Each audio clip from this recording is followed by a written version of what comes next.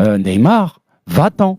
Va-t'en, je te jure. Fais comme Messi, allez-vous-en. Ne restez pas ici en France. N'importe quelle Ne condition. restez pas à Paris.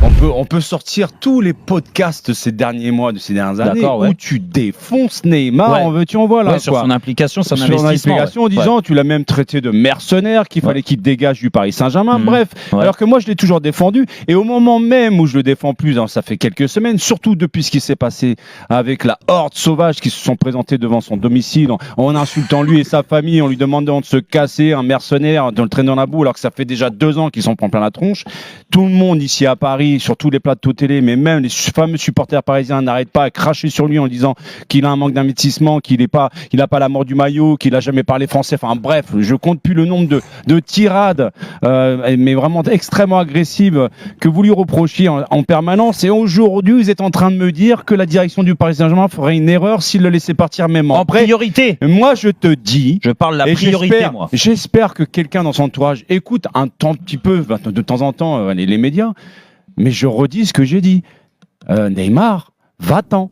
Va-t'en, je te jure. Fais comme Messi, allez-vous-en. Ne restez pas ici en France. N'importe quelle condition. Attention, c'est pas ça le débat. Maître. Le débat, c'est sur les dirigeants du PSG. Ils se trompent pas du tout. Bien au contraire, je vais vous expliquer pourquoi. Je vais vous expliquer pour 2 raisons toutes simples. De dire ça.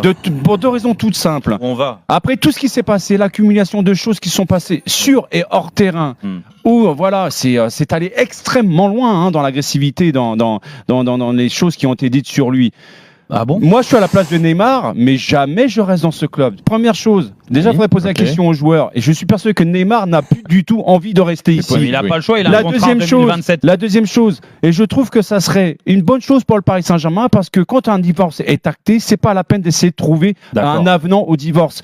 Pour le bien des 2 parties, il faut que l'histoire se termine maintenant. D'accord. Mais il a une valeur marchande, monsieur Petit. Oui, non seulement marchande, mais sportive. Et moi, je l'ai dit aujourd'hui, quand un adversaire concurrent, j'espère qu'il jouera pour un concurrent et qu'il fera voir au Paris Saint-Germain à quel point c'était des teubés. S'il est vendu correctement, mais pas après. Mais moi, je vous dis, monsieur le procureur, moi, je suis un grand fan de Neymar et je vous dis, j'espère qu'il ira donner ses services ailleurs, qu'il vous fera tous prouver que vous aviez tort, que vous étiez allé trop loin. Il faut laisser le juge. C'est dur de trancher puisque je suis d'accord avec les deux. Bah oui, parce qu'ils ont chacun répondu. À côté, oui, en fait, ils ont répondu. Manu surtout.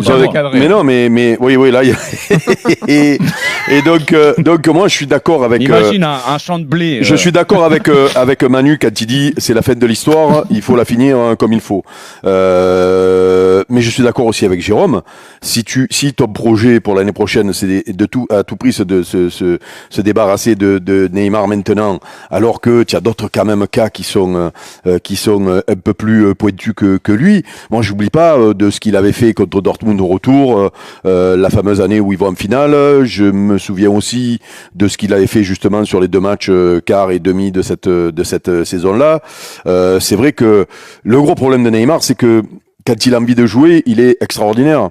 Voilà. Mais d'un autre côté, quand tu fais que la moitié des matchs, quand tu coûtes ce qui coûte, et quand le divorce semble consommé, tu as plutôt envie de raisonner comme Manu. Donc là, franchement, non-lieu, c'est possible? Oui.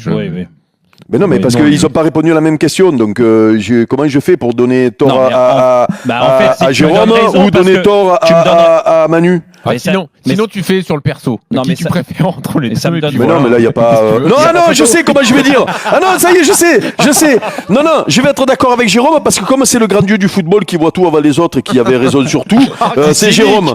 C'est Jérôme qui a gagné. C'est Jérôme parce que j'ai peur de passer pour le trompette si je vais pas du côté de Jérôme. J'avais oublié, excusez-moi. Si vous êtes arrivé en cours de route. J'ai oublié, excusez-moi, j'ai oublié. La grand-maître Roten, excusez-moi. Toi, t'es un mauvais, t'es un méchant. T'es un méchant, toi. Allez, dans une seconde. Robuchon, toi. Lui, il est pas méchant. Il est pas méchant, il est piquant.